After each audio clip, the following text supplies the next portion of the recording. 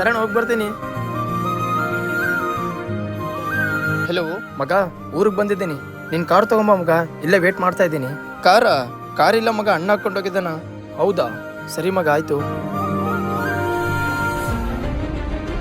ಮಗ, ಊರಿಗೆ ಬಂದಿದ್ದೀನಿ, ಬರ್ತೀಯ ನನ್ನ ಕರ್ಕೊಂಡು ಹೋಗಕ್ಕೆ? ಇಲ್ಲ ಮಗ, ನಾನು ಸ್ವಲ್ಪ ಬ್ಯುಸಿ ಇದ್ದೀನಿ, ನೀನೇ ಬಂದ್ಬಿಡು. ಸರಿ ಮಗ, ಆಯ್ತು.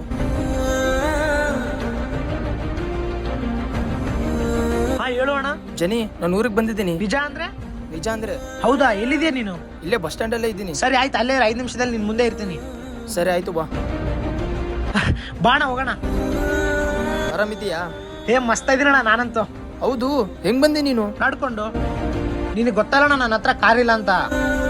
ಆಟೋಕ್ ಬರೋಣಂದ್ರೆ ದುಡ್ಡಿಲ್ಲ, ಅದಕ್ಕೆ ನಡ್ಕೊಂತ ಬಂದ್ಬಿಟ್ಟೆ. ನಿನ್ ಜೊತೆ ಯಾವಾಗ್ಲೂ ಇರ್ತೀನಿ ಅನ್ನೋರ್ಗೆಲ್ಲ ಇವತ್ತು ಕಾಲ್ ಮಾಡಿದ್ದೀನಿ, ಆದ್ರೆ ಇವತ್ತು ಒಬ್ರು ಇಲ್ಲ. ನಿನ್ನ ಹತ್ರ ಏನಿಲ್ಲ ಅಂತಂದ್ರು ನೀನ್ ನನ್ಗೋಸ್ಕರ ಅಲ್ಲಿಂದ ಬಂದಿದೀಯ. ನೀನ್ ನನ್ನ ನೆನ್ಪು ಮಾಡ್ಕೋಣ ಸಾಕು. ನನ್ನ ಹತ್ರ ದುಡ್ಡಿಲ್ಲ ಅಂತಂದ್ರು ನಿನ್ ಜೊತೆ ಯಾವಾಗ್ಲೂ ಇರ್ತೀನಿ. ಜೀವನದಲ್ಲಿ ಒಂದ್ ಮಾತು ನೆನ್ಪಿಟ್ಕೊಳ್ಳಿ, ನಮ್ಮ ಹತ್ರ ಏನೂ ಇಲ್ಲ ಅಂತಂದಾಗ ನಮ್ಮ ಜೊತೆ ನಿಂತ್ಕೊಳ್ಳೋದೆ ನಮ್ಮ ಅಣ್ಣ ತಮ್ಮಂದಿರು.